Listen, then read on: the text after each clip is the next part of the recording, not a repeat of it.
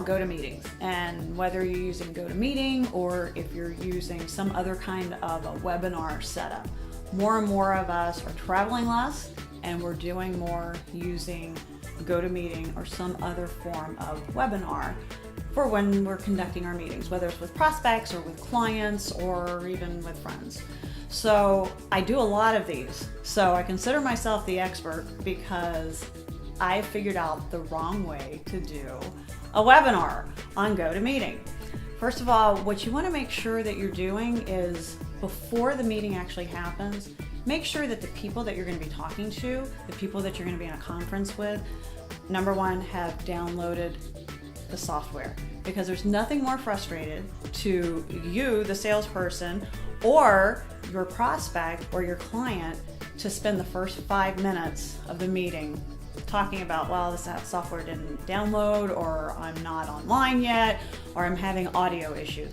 Make sure you send out ahead of time all of that information. And then a follow-up call would be even better. If that person has an assistant, the best way to go about it is contact their assistant and make sure the software is downloaded or they have access to it, and make sure if they need a headset, that kind of thing, that's all done ahead of time.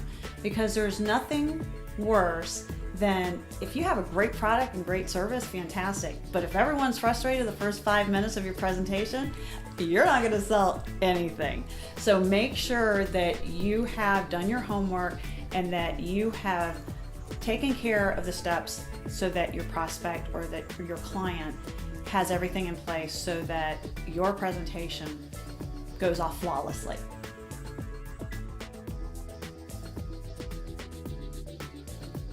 So once you have your participants all prepped and ready to go, before you start your presentation, take a look at how you're looking on the camera. More importantly, take a look at what your background looks like on camera. There have been a lot of meetings that I've participated in where we're working with a lot of people who are working virtually out of their homes, let's say. You don't want it to appear that you're working out of the guest bedroom. If you have a shot behind you of a closet door, or even worse, an open door where the kids are popping in or your spouse is popping in unexpectedly, that doesn't look professional.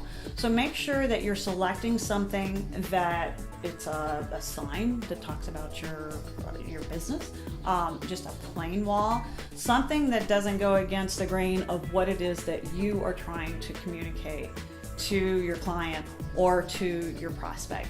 Make sure it's a professional setting. Now also let's talk about when you're looking at yourself on screen. Not only does the background make sense, but what you're wearing, does that make sense? And your hair and your makeup for those females. Are you wearing, is your tie straight for the males? Make sure that you're taking a look at that, because that's going to be something that obviously shows up during your webinar.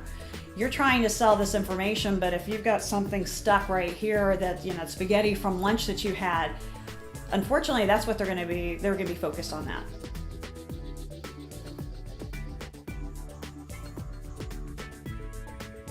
Something else that you want to make sure that you're focusing on is, where are your eyes focused? So if you are actually looking down at what it is that you are presenting to your client or your prospect, do you want to be viewed looking down, or do you want to be viewed as looking straight at them?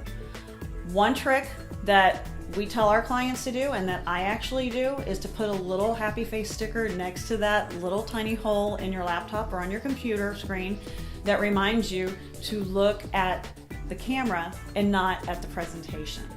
Some people will even make sure, if they're not looking at the presentation, they might be looking at their client's face, because you want to see how they are responding to what it is that you're presenting. You can change the settings on that, because if that individual's face is down at the bottom of your screen, again, you're going to look like you're looking down, and you don't want to be doing that. So you can move that screen up near where your camera is going to be, and then you can take a look at, you can be looking at your prospect or your client at that time. You want to turn off your own face, however, because a lot of us are so fixated on, are we looking okay? Are we coming across professionally? that we're too busy looking at our own image. Turn it off. Don't do that. And actually, in the past, with some of our tougher prospects who try to be a little intimidating, I've turned off their image because it was just easier for me to present and come across more confident if I wasn't looking at this person glaring at me. So you can choose what to look at, what not to look at, but make sure that you're not looking at your own image because it's not going to be helpful for you. And those are the tips for having a successful GoToMeeting presentation.